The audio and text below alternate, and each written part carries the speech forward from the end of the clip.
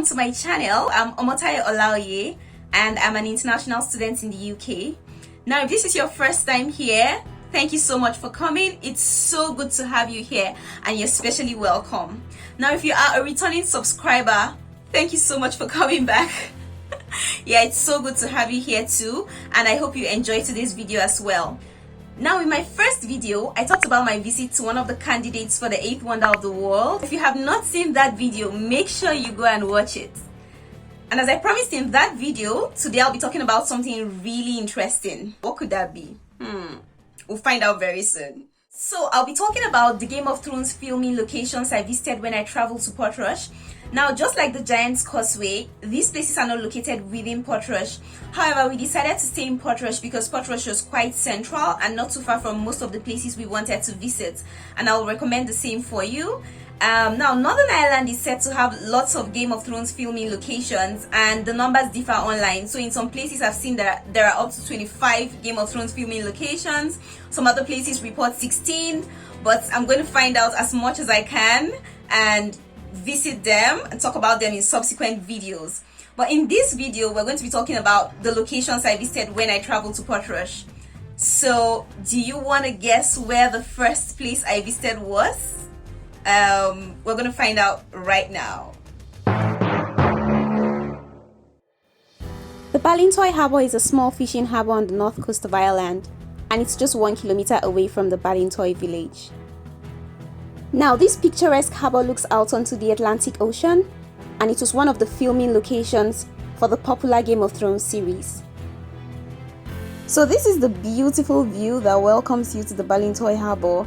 I mean, it was so breathtaking that I had to stop to get a lovely view of the ocean, which is what you have right ahead, and some parts of Ballintoy. So you're welcome to the Ballintoy Harbour.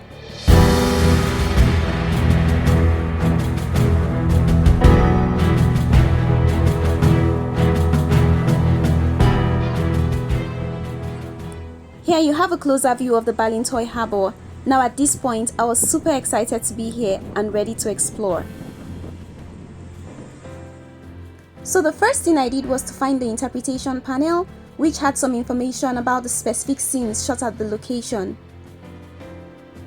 You'll realize that this was where Theon Greyjoy admired his ship and where he also met his sister Yera for the first time. As you would expect, I took a photo to keep a memory of my visit here. I mean, it's never complete without beautiful pictures. So around the Ballintoy Harbour, you also get great views of the Atlantic Ocean, and I basically enjoyed watching the waves splash against the rocks. It was so beautiful. Now, if you're as adventurous as I am, you might also want to visit the Ballintoy Cave by the harbour, just to have a look. Now, how long did I spend in the cave? I don't think I spent more than 5 seconds in there. Like, I ran out because I was so scared. Now, I'm a very adventurous person, but I also have my limits. Yeah, I do have my limits. Okay, so we are going to be talking about the second location I visited, and here it comes.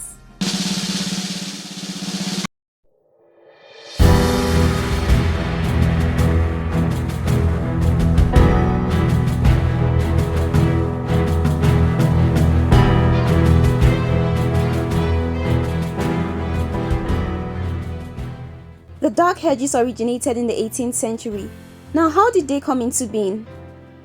The Stuart family planted these rows of beech trees designed to impress visitors as they approached the entrance to their mansion, the Graysville House.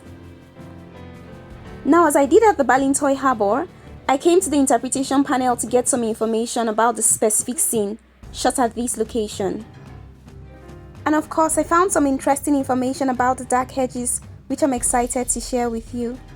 So the Dark Hedges featured in season 2 as the King's Road, where Arya Stark escaped from King's Landing, disguised as a boy.